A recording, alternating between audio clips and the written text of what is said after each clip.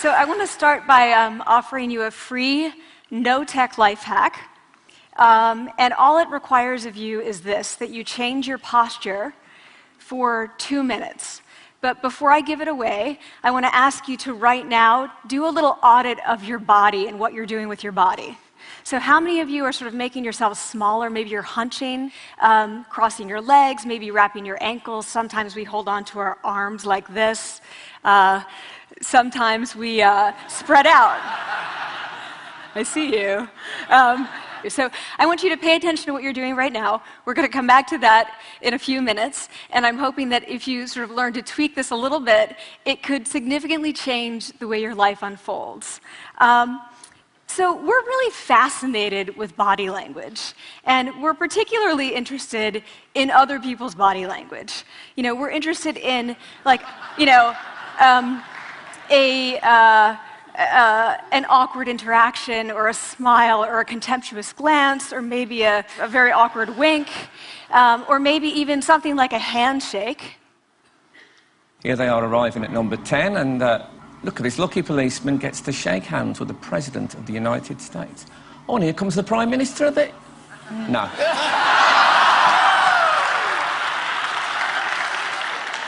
So a handshake, or the lack of a handshake, can have us talking for weeks and weeks and weeks, even the BBC and the New York Times.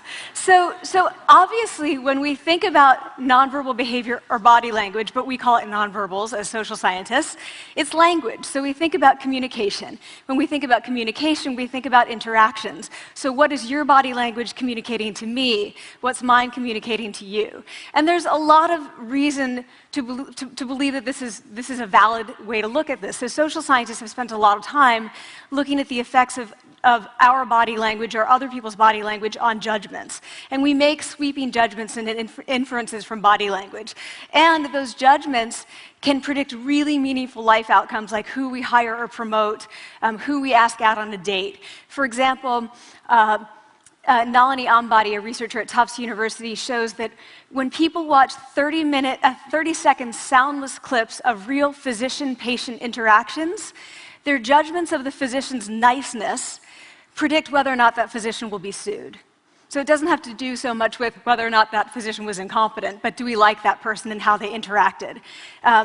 Even more dramatic, Alex Todorov at Princeton has shown us that judgments of political candidates' faces in just 1 second predict 70% of US Senate and gubernatorial race outcomes.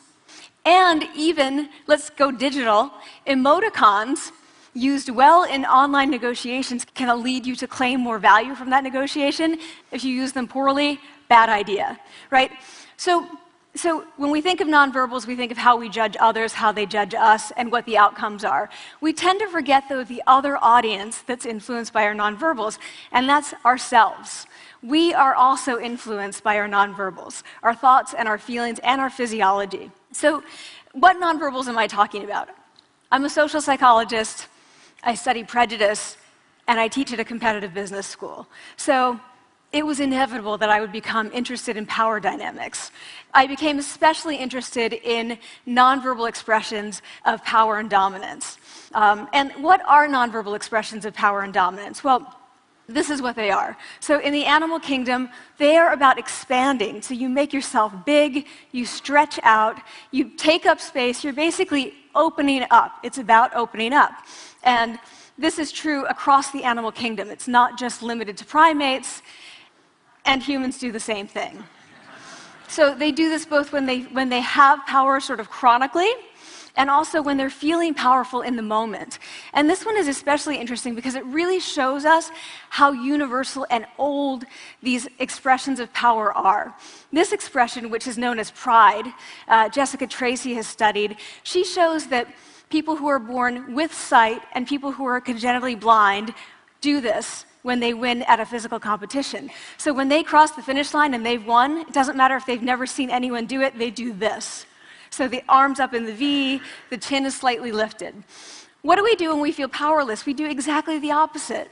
We close up, we wrap ourselves up, we make ourselves small. We don't want to bump into the person next to us. So again, both animals and humans do the same thing. And this is what happens when you put together high and low power. So what we tend to do when it comes to power is that we complement the other's nonverbals. So if someone's being really powerful with us, we tend to make ourselves smaller. We don't mirror them, we do the opposite of them.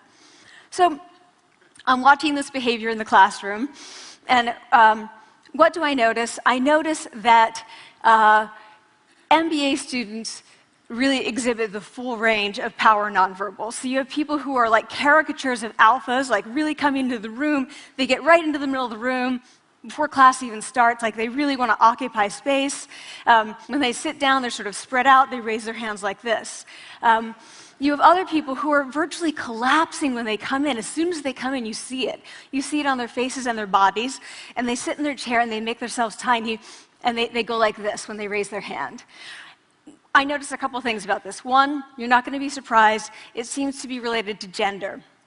So women are much more likely to do this kind of thing than men. Women feel chronically less powerful than men, so this is not surprising. But the other thing I noticed is that it also seemed to be related to the extent to which the students were participating and how well they were participating. And this is really important in the MBA classroom because participation counts for half the grade. So business schools have been struggling with this gender grade gap. You get these equally qualified women and men coming in, and then you get these differences in grades, and it seems to be partly attributable to participation. So I started to wonder, okay, so you have these people coming in like this, and they're participating. Is it possible that we could get people to fake it, and would it lead them to participate more? So my main collaborator, Dana Carney, who's at Berkeley, and I really wanted to know, can you fake it till you make it? Like, can you do this just for a little while and actually experience a behavioral outcome that makes you seem more powerful? So we know that our nonverbals govern how other people think and feel about us. There's a lot of evidence, but our question really was, do our nonverbals govern how we think and feel about ourselves?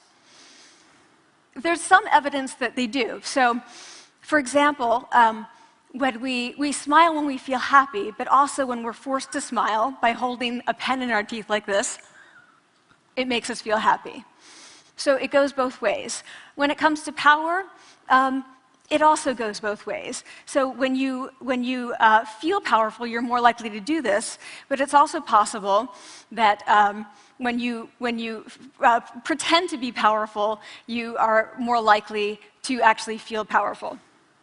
So the second question really was, so we know that our minds change our bodies. Is it also true that our bodies change our minds? And when I say minds, in the case of the powerful, what am I talking about? So I'm talking about thoughts and feelings and the sort of physiological things that make up our thoughts and feelings. And in my case, that's hormones. I look at hormones. So what do the minds of the powerful versus the powerless look like? So powerful people tend to be, not surprisingly, more assertive and more confident, more optimistic. They actually feel that they're going to win even at games of chance. They also tend to be able to think more abstractly. So there are a lot of differences. They take more risks. There are a lot of differences between powerful and powerless people. Physiologically, there also are differences on two key hormones, testosterone, which is the dominance hormone, and cortisol, which is the stress hormone. So what we find is that high-power alpha males in primate hierarchies have high testosterone and low cortisol. And powerful and effective leaders also have high testosterone and low cortisol. So what does that mean? When you think about power, people tended to think only about testosterone because that was about dominance. But really, power is also about how you react to stress. So do you want the high-power leader that's dominant, high on testosterone, but really stress reactive? Probably not, right? You want the person who's powerful and assertive and dominant, but not very stress reactive, the person who's laid back. So we know that in primate hierarchies, if an alpha needs to take over, if an individual needs to take over an alpha role sort of suddenly, within a few days, that individual's testosterone has gone up significantly and his cortisol has dropped significantly. So we have this evidence, both that the body can shape the mind, at least at the facial level, and also that role changes can shape the mind. So what happens, okay, you take a role change, what happens if you do that at a really minimal level, like this tiny manipulation, this tiny intervention? For 2 minutes you say, I want you to stand like this, and it's going to make you feel more powerful. So this is what we did. We decided to bring people into the lab and run a little experiment. And these people adopted for 2 minutes either high power poses or low power poses. And I'm just going to show you 5 of the poses, although they took on only 2. So here's one, a couple more. This one has been dubbed the Wonder Woman by the media. Here are a couple more. So you can be standing or you can be sitting. And here are the low power poses. So you're folding up, you're making yourself small. This one is very low power. When you're touching your neck, you're really kind of protecting yourself.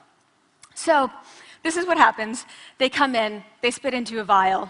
We, for 2 minutes, say, you need to do this or this. They don't look at pictures of the poses. We don't want to prime them with the concept of power. We want them to be feeling power, right? So 2 minutes they do this.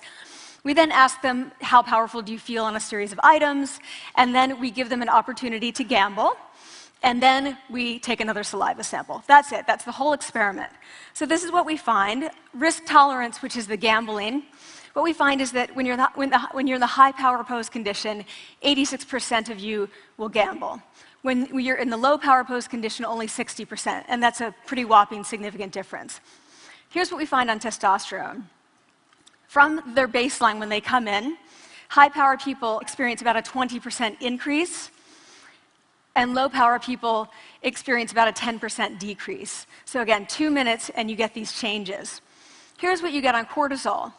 High-power people experience about a 25% decrease, and the low-power people experience about a 15% increase.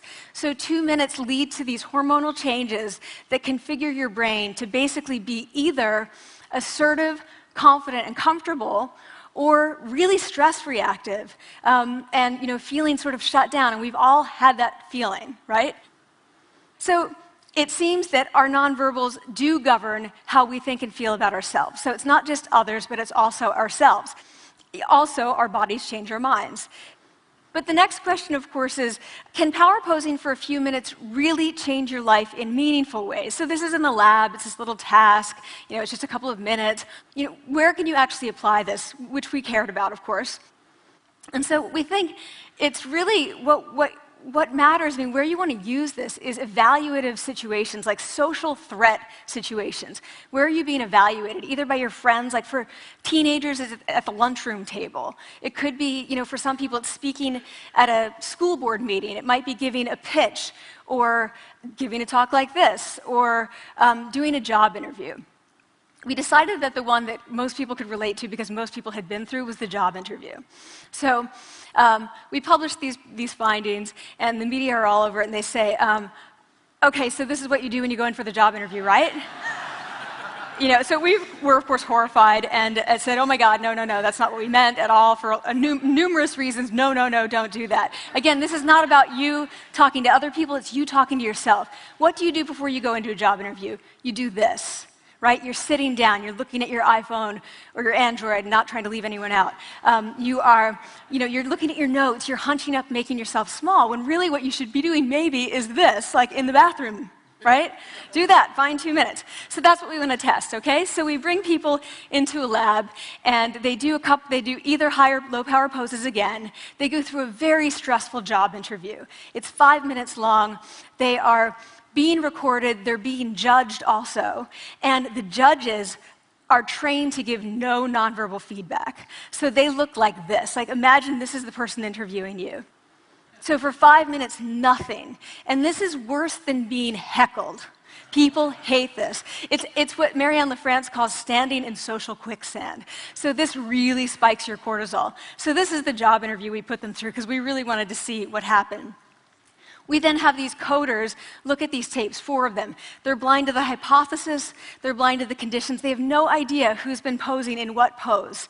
And they end up looking at these sets of tapes, and they say, oh, we want to hire these people, all the high-power posers. We don't want to hire these people.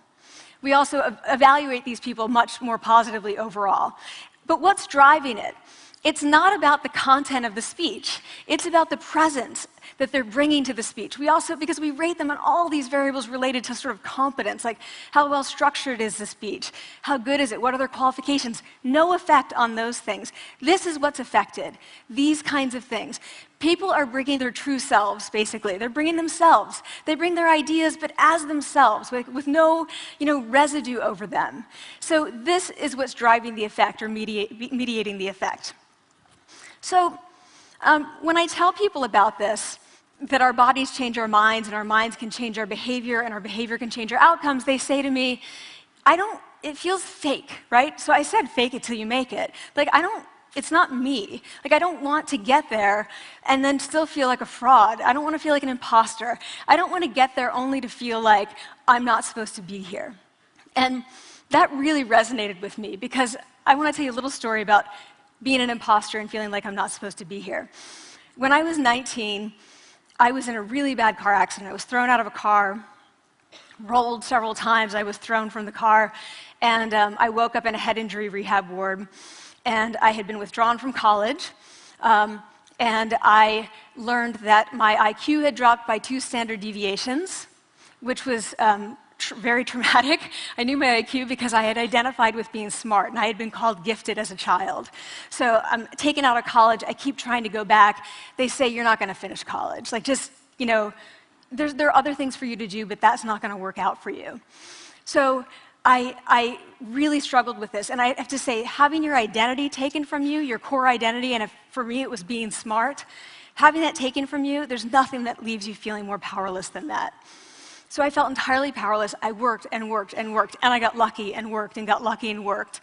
Eventually, I graduated from college. It took me 4 years longer than my peers. And I convinced someone, my angel advisor, Susan Fisk, to take me on. And so I ended up at Princeton, and I was like, I am not supposed to be here. I am an imposter. And the night before my first year talk, and the first year talk at Princeton is a 20-minute talk to 20 people. That's it.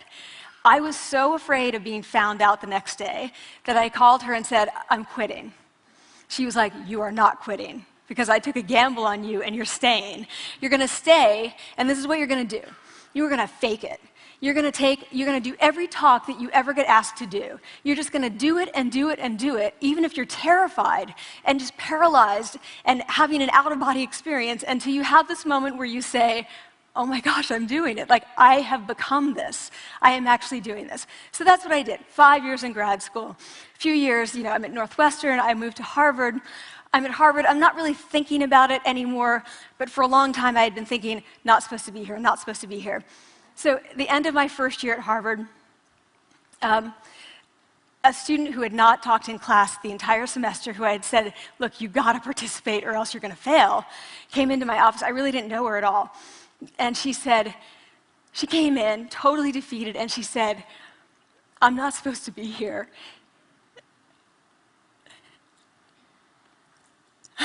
And that was the moment for me, because 2 things happened. One was that I realized, oh my gosh, I don't feel like that anymore.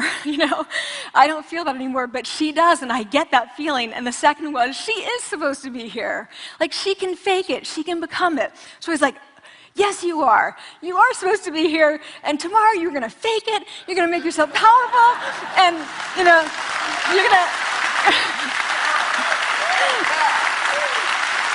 and you're going to go into the classroom, and you are going to give the best comment ever, And she gave the best comment ever, and people turned around, and they were like, oh my God, I didn't even notice her sitting there, She comes back to me months later, and I realized that she had not just faked it till she made it, she had actually faked it till she became it.